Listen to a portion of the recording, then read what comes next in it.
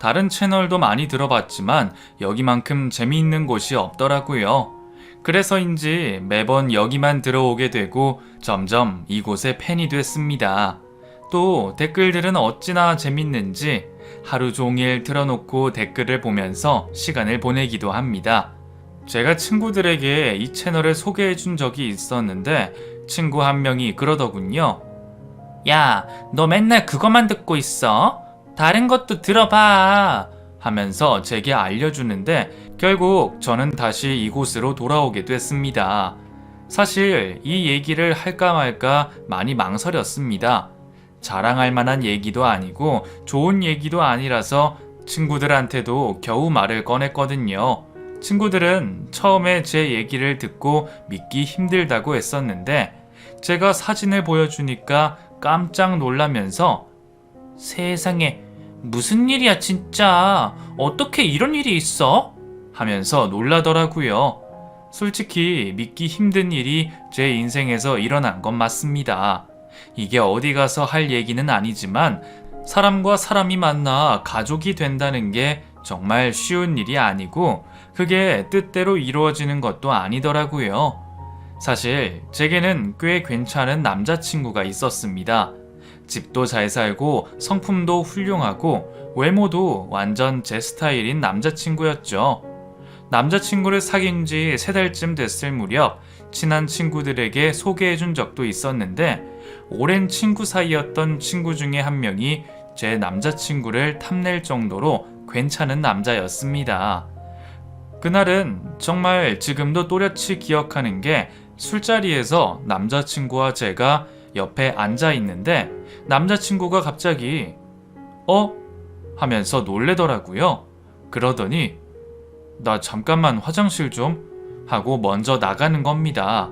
좀 어리둥절하기도 했고 왜 그러지 싶은 생각도 했었는데 남자친구가 자리를 비운 사이에 제 친구가 제게 야, 근데 너 남친 어디서 만났어? 너무 괜찮다. 주변에 친구들 없대?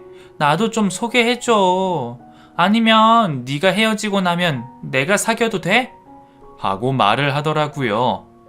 야, 무슨 말도 안 되는 소리야. 우리가 만난 지 얼마나 됐다고 벌써 헤어지는 얘기를 하고 그래? 물론 내 남자친구가 너무 괜찮은 사람이라 좋게 봐주니 좋긴 하네. 근데 내 남자친구가 장점 중에 하나가 뭐냐면 친구가 별로 없어. 그래서 너한테 소개해줄 만한 남자가 있을라나 모르겠다. 회사 동료들 몇 있는데 그 사람들은 다 여자친구 있고 아까 소개했을 때 대충 얘기 들었겠지만 내 남친이 연하잖아. 남자들 알지? 자기보다 나이 많은 사람 만나고 싶지 않아 하더라고. 우리 두 사람이야 운명처럼 만나서 사랑에 빠졌지만 연하남 사귀기가 쉬운 줄 알아? 하고 농담처럼 말했더니 야, 너도 연하남 사귀는데 나라고 못 사귈 게 뭐야? 너 은근 사람 무시한다? 남자친구 단속 잘해. 어떻게 될지 모르니까 하고 제게 경고하듯 말하더라고요.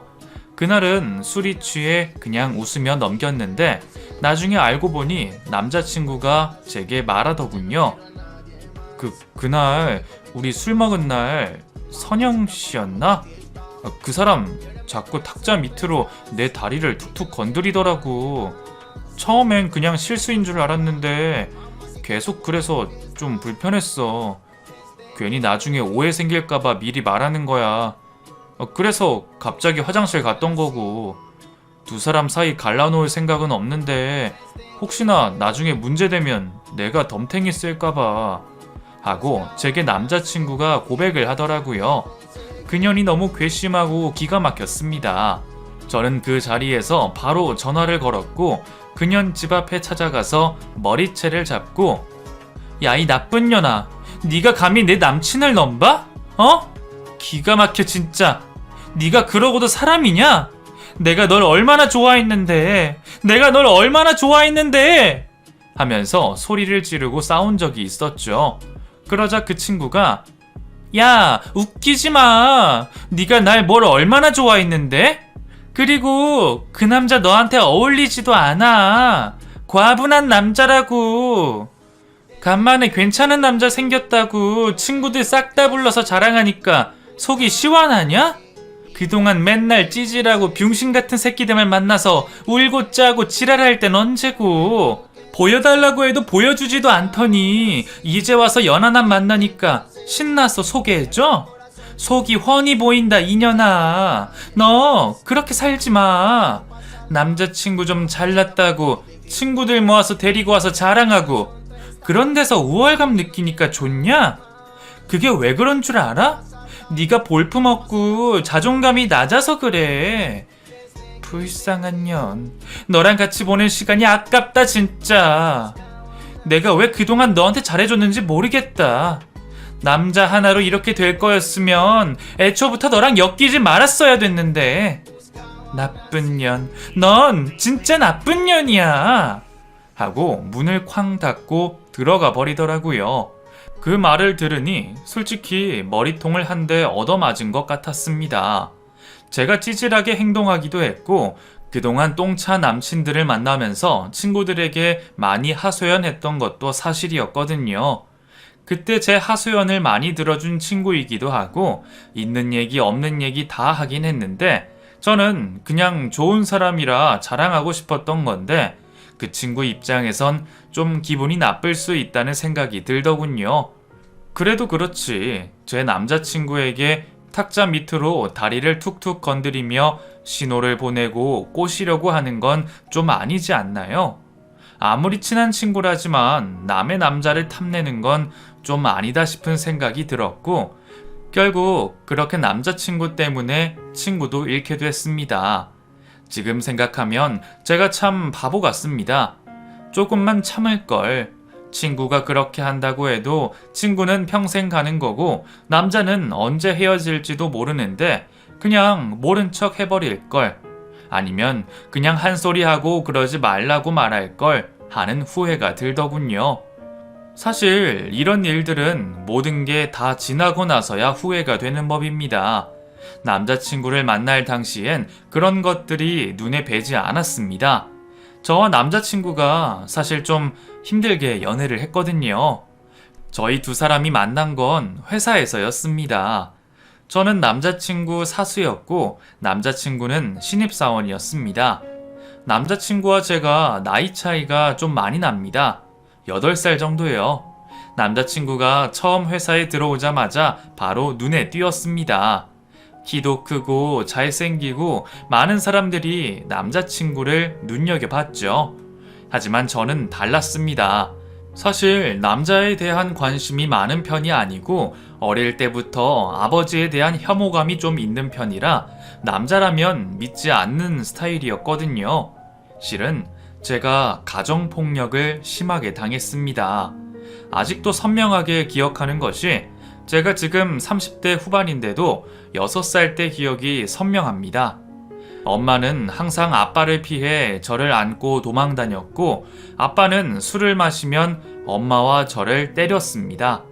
그 당시 저희 집이 정육점을 했었는데 장사가 안 되면 안 된다는 이유로 엄마는 맞아야 했고 장사가 잘 되는 날도 술을 마셔서 기분이 좋다면서 엄마를 때렸습니다. 그럼 엄마는 저를 끌어안고 제발 애는 때리지 말아요. 내가 다 잘못했으니까 제발 애는 때리지 마. 애가 뭔 잘못이 있어. 여보, 제발 이러지 좀 말아요. 하면서 펑펑 울곤 했죠. 그럼 아빠는 엄마한테 억지로 저를 떼어놓고는 야 이년아, 네가 낳은 애라고 둘이 편먹고 나 왕따 시키냐? 이래서 내가 집안에 아들이 있어야 된다고 했잖아. 아들만 낳았어도 내가 이렇게 억울하고 분하진 않았지. 네가 아들을 못 낳고 딸만 낳아서 내가 맨날 이렇게 혼자 외롭잖아. 그러니까 아들 낳자고, 아들 하나 더 낳자고! 하면서 엄마를 방으로 끌고 들어갔습니다. 전 그 당시 어린 나이였는데도 아빠라는 존재가 너무 공포스러웠고 남자라는 존재가 너무 혐오스러웠습니다. 그래도 감사하게 엄마가 저만큼은 맞지 않게 지켜주셨고, 초등학교 6학년이 지나고 제가 사춘기에 접어들면서 엄마와 아빠가 이혼을 하게 됐습니다. 엄마와 아빠는 저를 가운데 앉혀두고 어차피 애는 내가 키울 거고 당신은 양육비만 보내. 그게 우리 가족의 행복을 위한 거야. 하고 딱 잘라 말했고, 술을 마시지 않은 아빠는 멀쩡하다 보니 내가 미안해. 내가 다 잘못했어. 당신한테 그리고 영주 너한테 면목이 없다. 애비가 애비 역할을 못했어. 미안해. 정말 미안하다. 하면서 저를 안아주려고 하는데 저는 아빠를 밀치면서 됐어. 그런 사과는 안 해도 돼. 잘해준 것도 없는데 뭐 사과야. 그냥 엄마랑 살래. 아빠는 우리 앞에 나타나지 말았으면 좋겠어. 나도 아빠 찾을 일 없을 거야. 약속해. 우리 앞에 나타나지 않기로. 하며 제가 손가락을 내밀었습니다. 하지만 아빠는 약속은커녕 대답도 안 하고 그냥 밖으로 나갔던 기억이 납니다. 사실 아빠가 장사를 하니까 돈을 벌면서 조금 편하게 살았던 건 사실입니다. 하지만 그런 풍족함을 선택하는 것보다 더 이상 엄마가 남자에게 맞는 모습을 보고 싶지 않았고, 아빠라는 존재가 제게는 무의미하다고 생각했습니다. 그 당시 제가 학교를 다닐 때 반에 이혼 가정이 많지는 않았는데 그 중에 한 명이 저였고, 그 당시엔 이혼이 너무 부끄럽고 창피해서 담임 선생님 말고는 아무에게도 말하지 않았던 기억이 납니다. 그 뒤로 저는 아빠를 만날 일도 없었고, 엄마는 한동안 아빠에게 양육비를 받다가 아빠가 양육비를 보내주지 않으면서 공장에서 교대 근무로 일하기 시작했습니다. 아무래도 종일반보다 교대반이 월급이 좀 더 많아서 우리 두 모녀가 살 수 있었기 때문이겠죠. 저는 중학교 1학년 때부터 집에서 혼자 잠이 들고 음식을 해먹고 학원을 다녔습니다.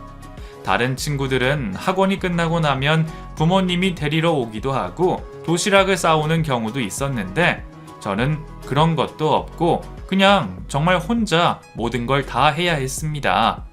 한 번은 짓궂은 친구가 저를 보더니 야, 너는 엄마 없냐? 왜 이렇게 맨날 혼자 물만 마셔?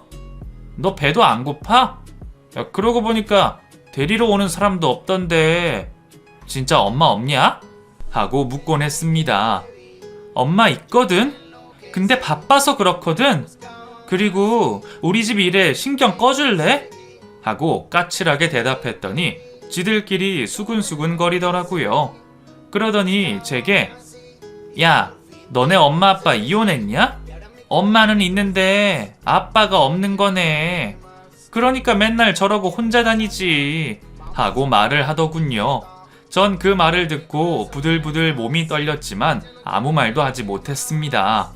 그렇게 저를 놀렸던 애도 남자였고 모든 일이 다 남자로부터 시작된 거라 저는 남성 혐오가 진짜 심했던 기억이 납니다. 남자들이 너무 싫어서 일부러 여자 고등학교로 진학을 했고 거기서 여자친구들을 많이 사귀었습니다. 하지만 대학을 다니면서 저도 외롭다 보니 제게 되쉬하는 남자들을 만나게 됐고, 그때 웬만한 똥차들을 만나면서 아, 진짜 연애는 할만한 게 못 되는구나 하는 생각을 많이 했었죠. 바람 피는 놈, 내 친구랑 나 몰래 사귀던 놈, 내 돈 떼먹고 도망간 놈 등등 정말 남자들은 다 쓰레기라고 생각했습니다. 어차피 이렇게 된 거 그냥 공부나 열심히 해서 돈이나 많이 벌자 싶은 생각으로 악착같이 공부를 했고 대학교 2학년 때부터 졸업반까지 장학금을 받으며 학교를 졸업했습니다. 그렇게 꽤 괜찮은 기업에 입사를 하게 됐고 나름 승승장구하며 직급을 올렸습니다. 동기들보다 제가 영업 성적이 우수하기도 했고 평소 성격이 수더분한 편이라 그런지 선배들도 저를 많이 도와줬고 회사 생활이 즐거웠습니다. 일이 힘들어서 1년 정도 일을 하다가 관두는 동기들이 대부분이었고 총 60명이 넘게 입사를 했는데 입사 5년 차쯤에 남아있는 동기는 단 4명이었습니다. 그래서인지 회사에서 제게 거는 기대도 꽤 많았고 연봉도 나쁘지 않았습니다.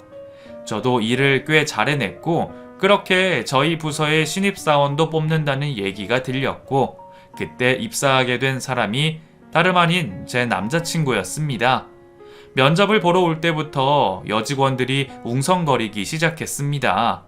쟤 봤어? 장난 아니다. 얼굴은 소년 같은데 몸은 마동석이야. 뭐 저런 애가 다 있어? 여자친구 있을까? 없었으면 좋겠다. 야, 저런 애가 여자친구가 없을 리가 없지. 여자들이 가만 안 둔다니까. 몇 살일까? 누나가 진짜 잘해줄 수 있는데 내가 사수로 지정됐으면 좋겠다. 팀장님한테 말해볼까? 하면서 자기들끼리 설레발을 치더라고요. 저는 대학교 때 이후로 연애를 이미 멈춘 상태였고 그 이후도 남자한테 관심이 없어서 몇몇 대쉬하는 남자는 있었지만 연애를 하지 않던 상황이었거든요. 그런데 이런 제게도 그 남자가 좀 눈에 들어오긴 하더라고요. 하지만 딱 거기까지였습니다. 그 이상의 감정도 친절함도 베풀지 않았죠. 사실 제게는 연애보다 엄마와 함께 행복하게 살고 싶다는 마음이 가득했고 얼른 돈을 벌어서 제 사업을 하고 싶은 욕심도 있었기 때문이죠. 하지만 사람 마음이라는 게 쉽지 않더군요. 남녀가 서로 호감을 가지니까 어쩔 수 없이 불꽃이 튀었습니다. 그 신입 직원의 사수로 제가 배정을 받게 됐고 솔직히 말하면 근무 첫날부터 일머리가 없는 건지 모르는 척을 하는 건지 모르겠지만 어쩔 수 없이 야근까지 하게 됐습니다. 그것도 꼬박 일주일을 말이죠.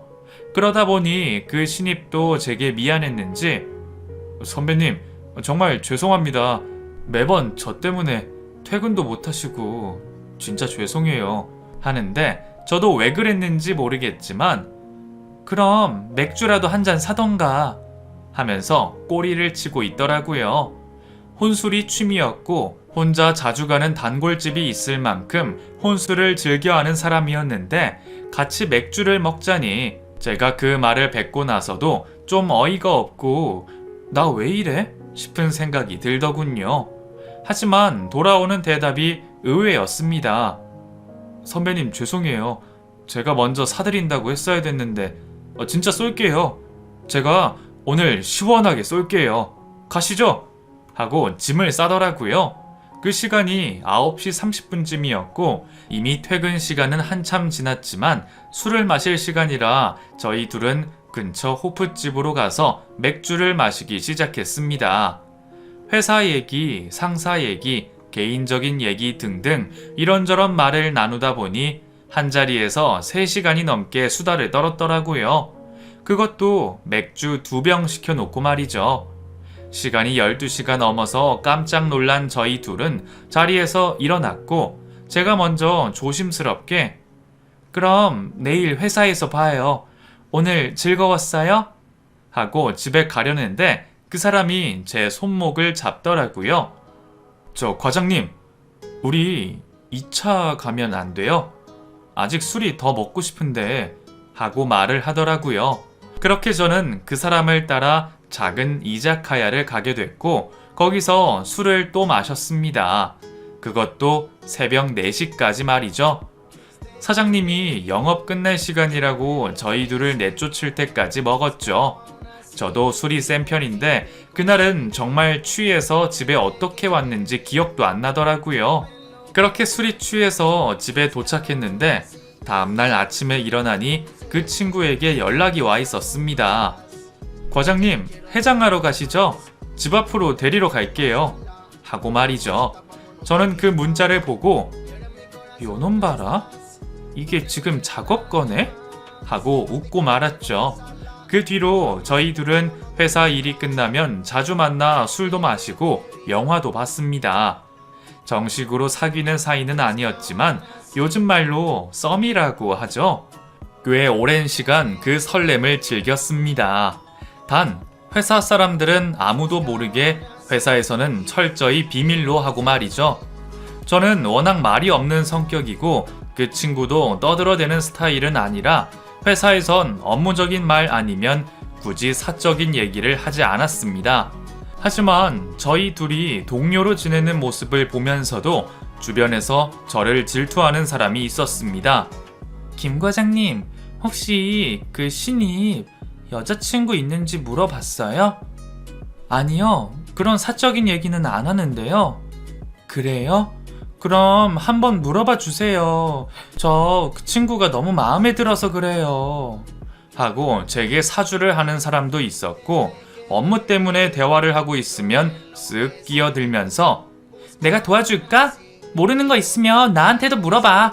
얘보다 내가 더 일 잘하거든. 하고 질투심에 가득 찬 눈빛으로 제 어깨를 짓누르곤 했습니다. 하지만 그런 사람들이 모두 우스웠습니다. 사실 그렇게 저희 두 사람이 썸을 타고 있다는 건 아무도 몰랐고, 다른 여자들이 그 후배에게 관심을 보이니까 엄청 뿌듯하더라고요.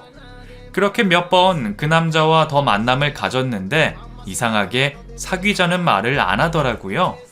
그래서 술자리를 가지며 제가 먼저 물었습니다. 근데 혹시 말이야, 너 선수는 아니지? 하고 직접적으로 물었더니 먹던 맥주를 뿜으면서 웃더라고요. 네? 선수요? 아니 무슨 소리예요? 제가 어딜 봐서 선수입니까? 진짜 그런 말 처음 들어보네요. 근데 왜 사귀자고 안 해? 우리 지금 무슨 사이인 건데? 그냥 서로 기분만 내는 사이야? 아니, 그게 솔직히 사내 연애니까 조심스럽기도 하고, 저야 상관없지만 선배는 회사도 오래 다녔고 결혼 정년기이기도 하니까 그게 좀 그래서 그렇죠. 야, 너는 여자 만날 때 그런 거 일일이 따지는 스타일이야? 좋으면 좋다, 싫으면 싫다 딱 정해. 남자 새끼가 무슨? 하고 저 혼자 맥주를 벌컥벌컥 마셨습니다. 그리고 입을 쓱 닦았는데 그놈이 제게 입을 맞췄고, 그날 저희 두 사람은 긴 설렘 끝에 연애를 시작하기로 했습니다. 단 지금처럼 회사 내에서는 아무에게도 말하지 않고 공적인 관계를 유지하기로 했고, 때가 되면 자연스럽게 말하자. 이러다 헤어지면 둘 중 한 명이 부서를 옮기거나 그냥 친구처럼 지내자 하고 약속을 했죠. 하지만 저희 둘은 숨긴다고 숨겼는데 티가 많이 났던 건지, 아니면 정말 사내 연애는 복사기 빼고 다 안다는 말이 진짜인 건지, 사람들이 가끔 제게 와서는 야, 그 소문 진짜야? 너네 팀 신입이 너랑 사귄다는 거 하고 묻곤 했습니다. 그런 말을 들으면 뭐래, 미쳤냐? 내가 걔랑 사귀게? 걔 얼마나 멍청한 줄 알아? 겉만 번지르르 하지 완전 꼴통이야. 이런 말 좀 그렇지만 내가 가르친 신입 중에 제일 일머리도 없고 느려. 일도 못하고. 지금 벌써 입사 몇 개월이 지났는데 아직 혼자 출장도 못 가잖아. 나 때는 말이야, 입사 일주일 만에 혼자 출장 가서 거래처 사람들이랑 회의도 하고, 부장님 모시고 해외 출장까지 갔다 왔는데 말이야. 요즘 애들 하여간 하면서 욕을 하곤 했죠. 그럼 사람들은 제게 그치? 그럴 리가 없지. 걔랑 너랑 나이 차이가 얼마나 나는데. 야, 솔직히 그 남자가 미쳤다고 너랑 사귀겠어? 널리고 널린 게 젊은 애들인데. 야, 그리고 이거 내가 그냥 들은 소문인데 걔네 집이 진짜 기가 막히는 부자래. 야, 그런 거 못 느꼈어? 걔 옷만 봐도 싹 다 명품이잖아. 신발에 넥타이에 가방까지. 야, 손목에 차고 다니는 시계가 아파트 값이라는 말도 있어. 야, 그런 거 보면 진짜 잘 사는 것 같지 않아? 넌 바로 옆에 있으면서 그런 것도 못 봤어? 하고 제게 묻더라고요. 그래? 난 몰랐지. 내가 뭐 그런 거 신경 쓰는 사람도 아니고 잘 알지도 못하니까. 그렇게 부자래? 얼마나 부잔데? 뭐라더라? 그 아버지가 무슨 기업의 회장인지 뭔지 그런 말도 있고, 아, 형이 있는데 뭐 그 형도 외국에서 엄청 크게 사업을 한다더라. 근데 그게 보통 큰 게 아닌가 봐. 그러니까 너도 마음 있으면 얼른 들이대. 뭐 물론 잘 되진 않겠지만 걔 지금 노리고 있는 애들 엄청 많아. 서둘러야 될걸. 하고 저를 놀리듯이 말하더라고요. 그 말을 듣고 기분이 나쁘면서도 남자친구 집이 부자라는 말을 듣고 기분이 좋았습니다. 지난날을 생각해보면 항상 술값은 그 사람이 냈고 제가 연상인데도 데이트할 때마다 돈을 낸 적이 거의 없더라고요. 모텔비도 그렇고 지나가다가 껌 한 통을 사도 꼭 자기 돈으로 계산을 하는 사람이었습니다. 과거 남친들과는 달라도 너무 달랐죠. 사실 과거의 남자친구들은 저를 어떻게든 뜯어먹으려고 안달이었습니다. 심지어 대학교 때 만났던 남자 중에 한 명은 제가 알바를 하는 걸 알고 저한테 다달이 10만 원씩 빌려주면 5만 원씩 보태서 갚는다고 말을 한 적도 있었습니다.